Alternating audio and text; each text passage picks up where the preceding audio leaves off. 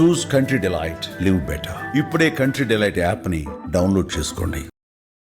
అమరావతికి కీలకమైన iconic bridge నిర్మాణ బాధ్యతల్ని కేంద్రమే తీసుకునేటువంటి అవకాశాలు కనిపిస్తున్నాయి. అమరావతిలో పెద్ద ఎత్తున డెవలప్మెంట్ యాక్టివిటీస్ జరుగుతుండడం, లోటు బడ్జెట్ రాష్ట్రం కావడం, 5 ఏళ్ల జాప్యం, వీటన్నిటికీ పరిహారంగా కేంద్ర రాష్ట్ర ప్రభుత్వాల మధ్య నడుస్తున్నటువంటి సమన్వయం అనేక ప్రాజెక్టుల్ని ఒక విధంగా జాతీయ ప్రాజెక్టులుగా మలుస్తుంది. Amaravati ring road, outer ring రోడ్డుకి సంబంధించినటువంటి ప్రణాళిక మొత్తాన్ని కూడా కేంద్ర ప్రభుత్వమే తీసుకుంది. కేంద్ర రోడ్లు, రహదారులు, నేషనల్ హైవేస్ శాఖ పూర్తిగా సుమారు 25,000 కోట్ల రూపాయల అంచనా వ్యయంతో చేయబోయేటువంటి ఓఆర్ఆర్ని పూర్తిగా టేకప్ చేసింది.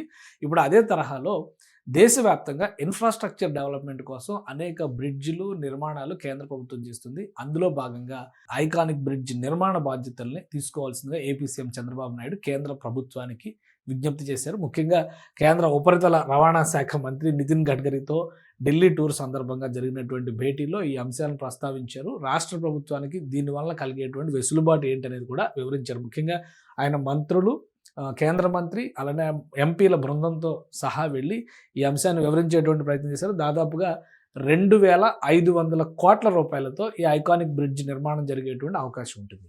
దీనికి సంబంధించినటువంటి ప్రణాళికను కూడా రెడీ చేశారు. వాస్తవానికి రాజధాని అమరావతి మాస్టర్ ప్లాన్ రూపొందించిన సమయంలోనే ఐకానిక్ బ్రిడ్జికి సంబంధించి కృష్ణానదిని దాటి వెళ్ళేటువంటి నిర్మాణాలపైన 2 చోట్ల ఐకానిక్ బ్రిడ్జ్ ప్రణాళికల్ని ఏపీ ప్రభుత్వం అప్పట్లో డిజైన్ చేసింది.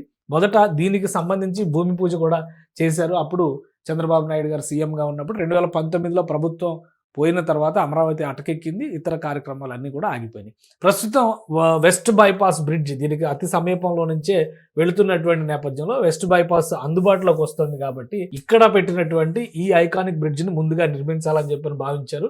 మొత్తం 5.1 కిలోమీటర్ అంటే దాదాపు 5 కిలోమీటర్ల పైన ఉన్నటువంటి ఈ ఐకానిక్ బ్రిడ్జ్ నిర్మాణానికి సంబంధించినటువంటి ప్రణాళికని గతంలోనే ప్రభుత్వం ఆవిష్కరించింది. అంటే కొత్త కూటమి ప్రభుత్వం ఏర్పడిన తర్వాత ఆవిష్కరించింది. ఆ డిజైన్స్ని వాటిని కూడా ప్రజల కోసం డిస్కషన్లో పెట్టింది రాష్ట్ర ప్రభుత్వం. ఏపీసీఆర్డీఏ దీనికి సంబంధించినటువంటి ఓటింగ్ని సేకరించినాక ఈ డిజైన్ని ఫైనల్ చేసింది. దీనికి 2,500 కోట్ల రూపాయల అంచనా అవుతుందని చెప్పి వేసేది. ఇది మొత్తం ఐకానిక్ బ్రిడ్జిల నిర్మాణానికి సంబంధించి 4 ఆప్షన్స్ రాష్ట్ర ప్రభుత్వం ఇచ్చింది. దాదాపు 14,000 మంది ఓటింగ్ చేసిన నేపథ్యంలో ఈ కూచిపూడి స్వస్తిక్ హస్త ముద్ర డిజైన్ని అప్రూవల్ చేసింది. దీని నిర్మాణానికి 2,500 కోట్ల రూపాయలు ఖర్చు అవుతుందని చెప్పి అంచనా వేశారు. దీనికి సంబంధించి ఆల్రెడీ ఇది రాయపూడి నుంచి అవతల కృష్ణానది అవతల వైపున ఉన్నటువంటి మూలపాడులోకి వెళ్ళేటువంటి మార్గం అవుతుంది. ఒకసారి ఇక్కడ నితిన్ గడ్కరీకి ఆ అంశాలను చాలా క్లియర్గా వివరించారు. ఈ మ్యాప్ని జూమ్ చేసి చూస్తే అర్థమవుతుంది.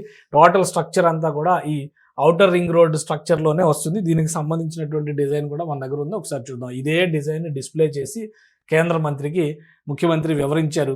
ప్రస్తుతం అందుబాటులో ఉన్నటువంటి వనరులు టోటల్ అమరావతి రోడ్ స్ట్రక్చర్ మొత్తం ఇందులో మనకు కనిపిస్తుంది.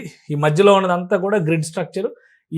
ఈ పింక్ కలర్లో ఉన్నటువంటి వైలెట్ పర్పుల్ కలర్లో ఉన్నటువంటి ఈ లైన్ మొత్తం కూడా వెస్ట్ బైపాస్. ఇది నిర్మాణం అయిపోయింది. ఆల్రెడీ రాకపోకలు కూడా ప్రారంభమైన అధికారికంగా ప్రారంభించడానికి వెయిటింగ్లో ఉంది.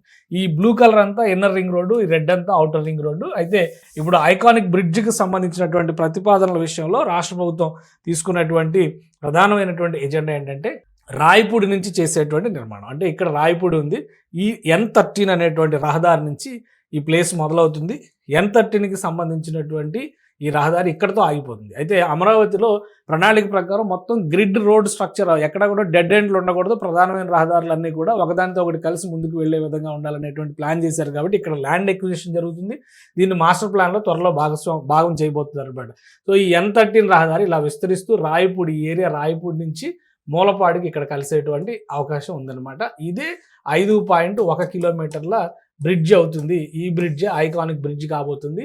ఇక్కడ కృష్ణానది మధ్యలో అనేక ఐలాండ్స్ ఉన్నాయి. వీటన్నిటిని ఉపయోగించుకుని ఒక మంచి టూరిస్ట్ స్పాట్గా డెవలప్ చేయాలని చెప్పని ఏపీ ప్రభుత్వం భావిస్తుంది.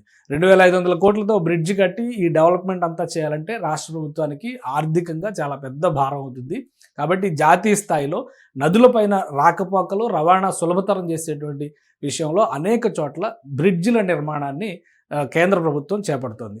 అదే కార్యక్రమంలో భాగంగా NHAI ఆధ్వర్యంలో ఈ ఐకానిక్ బ్రిడ్జ్ని, ఆ డిజైన్లని అప్రూవ్ చేసినటువంటి డిజైన్లని నిర్మాణ బాధ్యతను తీసుకోవాల్సిందిగా రాష్ట్ర ముఖ్యమంత్రి కేంద్ర మంత్రికి విజ్ఞప్తి చేశారు. ఇది పూర్తిగా పాజిటివ్గా మూవ్ అవుతున్నట్టుగా తెలుస్తుంది.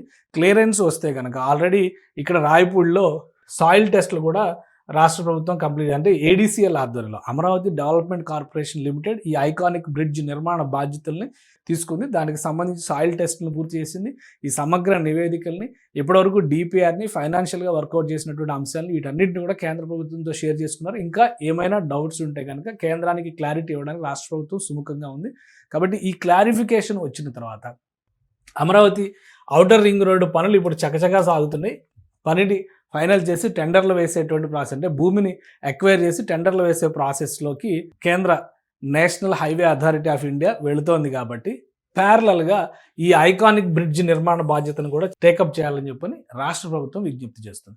అతి త్వరలో దీనిపైన ఒక నిర్ణయం తీసుకునేటువంటి అవకాశం ఉంది. ఒకవేళ కేంద్ర ప్రభుత్వం నిర్మాణ బాధ్యతను తీసుకుంటే కనుక 2 ఏళ్లలో ఈ నిర్మాణాన్ని ఇక్కడి నుంచి అమరావతి కోర్ క్యాపిటల్ ఏరియాకి దాదాపుగా 35 కిలోమీటర్లు ఉంటుందని చెప్పని అంచనా వేస్తున్నారు అనమాట. అంటే ఇటు నేషనల్ హైవే 65 నుంచి వచ్చేటువంటి మార్గం అంటే హైదరాబాద్ నేషనల్ హైవే అంటారు. ఈ ప్రాంతంలో ఇక్కడ నుంచి కనెక్ట్ చేసి కోర్ క్యాపిటల్ దగ్గర రావాలంటే 30 కిలోమీటర్లు ఉండొచ్చు అంటారు. అందులో 5.1 కిలోమీటర్ ఐకానిక్ బ్రిడ్జ్ మాత్రమే ఉంటుంది.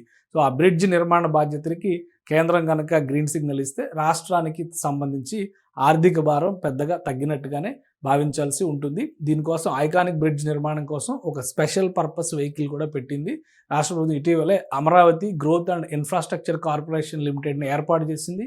దీనికి అటల్ సేతు లాంటి భారీ ప్రాజెక్టులను హ్యాండిల్ చేసినటువంటి మాజీ ఐఏఎస్ అధికారి ఎస్వీఆర్ శ్రీనివాస్ గారిని ఎండీగా అపాయింట్ చేసింది రాష్ట్ర ప్రభుత్వం. వివిధ సందర్భాల్లో ఫండ్స్ ఎక్వైర్మెంట్కి ఉన్నటువంటి ఆప్షన్స్, నిధుల భారం రాష్ట్ర ఖజానా పైన పడకుండా వాటి నిర్మాణ బాధ్యతల కోసం ఉండేటువంటి నిర్మాణానికి అవకాశం ఉండేటువంటి మార్గాలను కూడా ఆయన అన్వేషించేందుకు ప్రయత్నాలు చేస్తున్నారు. ప్రస్తుతం రాష్ట్ర ప్రభుత్వం చేసినటువంటి విజ్ఞప్తిని కేంద్రం కనుక కన్సిడర్ చేస్తే సమాంతరంగా ఔటర్ రింగ్ రోడ్డుతో పాటు ఈ ఐకానిక్ బ్రిడ్జ్ నిర్మాణ పనులు కూడా మొదలయ్యేటువంటి అవకాశం ఉంది.